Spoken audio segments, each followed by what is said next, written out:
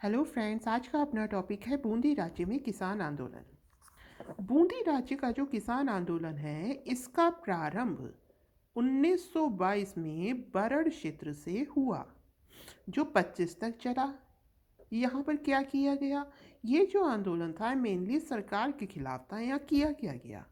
यहाँ पर ये कहा गया कि खद्दर का उपयोग बढ़ाइए, हम क्यों विदेशी वस्त्र पहने। ठीक, विदेशी कपड़ों का बहिष्कार करो, खद्दर का वस्त्र पहनो, शराब बंद करो, अश्लील गाने जो हैं उनको मत बजाओ। 1 मई को क्या हुआ? ये सब चेंज देख करके कोई भी समाज, कोई भी लोग, किसान अगर खुद को सुधारेंगे तो जो अंग्रेज हैं या जो प्रशासन है, जो राजा, उनको प्रॉब्लम तो होनी ही होनी है कि भाई अपना सुधार कर लेंगे, दिमागी रूप से विकसित हो जाएंगे तो फिर हमारा क्या होगा। तो उसी डर से इन्होंने क्या किया, जनसभाओं पर रोक लगा दी कि भाई बिना परमिशन के आप कोई भी जनसभा नहीं करेंगे। 1 मई 1922 को।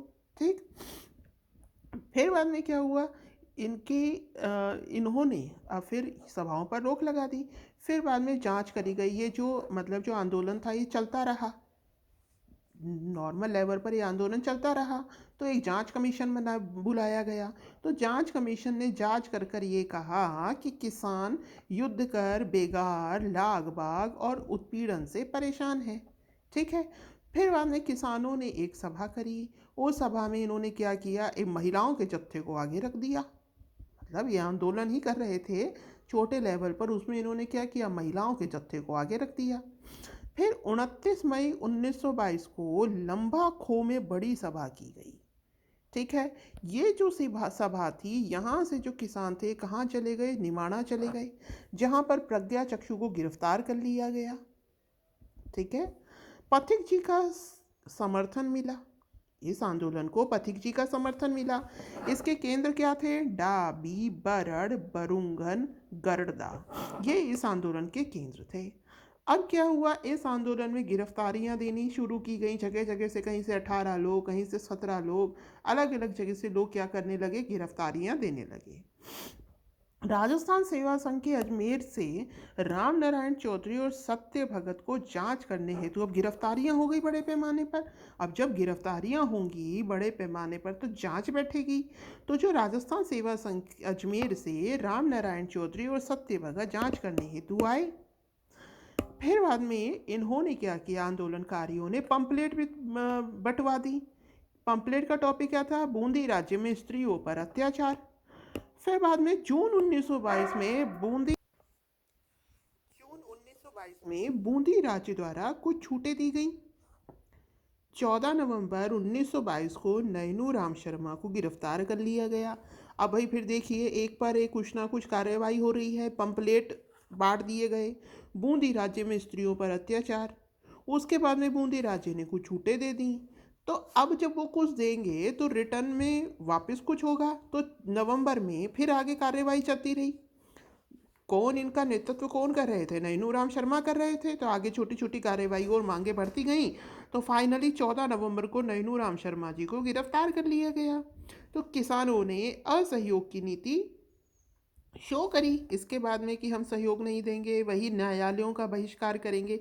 देखिए, इनका जो कुछ कुछ आंदोलन का रूप है, ये गांधी जी के आंदोलन की तरह, न्यायालयों का बहिष्कार करना, जो विदेशी कपड़े हैं उनका बहिष्कार करना, जेलों में उत्पीड़न सहने की नीति का जो था, इसका त्याग किया कि हम उत्पीड़न नहीं सहेंगे।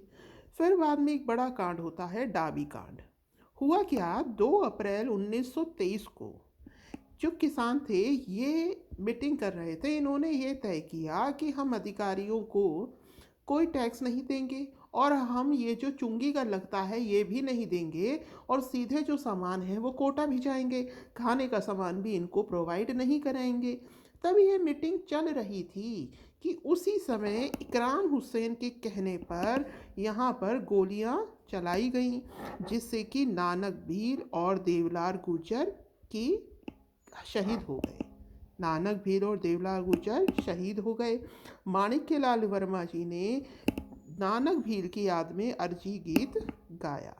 फिर जून 1923 को बूंदी की काउंसिल ऑफ स्टेट ने बरड़ के प्रशासन हेतु पृथक विभाग बनाया और उस पर कंट्रोल किसका बना दिया? शासक और हिंडोली के नाजिम मुंशी धन्नालाल का। ठीक है। जून 1923 में बूंदी के काउंसिल ऑफ स्टेट ने बरड़ के प्रशासन के लिए पृथक विभाग बनाया। फिर बाद में क्या हुआ? अजमेर के 16 कार्यकर्ताओं के प्रवेश पर रोक लगा दी, क्योंकि वो क्या कर रहे थे? नेतृत्व कर रहे थे, उनके अकॉर्डिंग वो किसानों को भड़का रहे थे। किसानों को रियायतें दे दी कि लो भाई, हम तुम्हें रियायतें दे रहे हैं, लेकिन अभी ये जो 16 लोग हैं ये एंटर नहीं करेंगे। उनको लगा कि हम इतनी रियायतें तो दे रहे हैं, ये किन्हीं और मांगों के लिए उकसा देंगे। फिर 1925 में नया रुख, मतलब अब जो हड़ताल थी, ये सारे प्रोसेस, अनशन था, ये सारे प्रोसेस बंद होकर 1925 से आंदोलन ने नया रूप ले लिया। अब अब यह आवेदन अपीलों से अपनी मांगे रखने लगे। पंडित नैनूराम शर्मा अब इनको अपना नेतृत्व जेल से वापस आ गए थे, देने लगे। राजस्थान सेवा संघ की हाड़ौती शाखा का इनको अध्यक्ष बना दिया गया। किनको? नैनूराम शर्मा को। इस आंदोलन की खास बात क्या थी? इस आंदोलन की खास बात यह थी कि यह आंदोलन पूरी तरह राज्य के खिलाफ था, पूरे राज्य के खिलाफ, अधिकारियों के खिलाफ, पूरे राज्य के खिलाफ। और स्त्रियों की इसमें बड़ी संख्या में शामिल किया गया। जिसमें जो बिजोलिया और बेंगू आंदोलन था, उसमें क्या था? वहाँ राज्य का मतलब नहीं था, वो जागीरदारों के खिलाफ था। वहाँ पर अनावश्यक जो जो लाख बाग थी वो लगा रखी थी। ठीक है।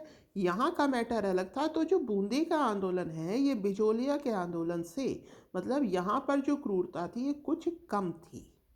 ठीक है। मतलब ज़्यादा परेशान कहाँ के किसान थे? बिजोलिया वाले। सो आपको बूंदी राज्य में किसान आंदोलन समझ में आया होगा। Thank you. Have a nice day.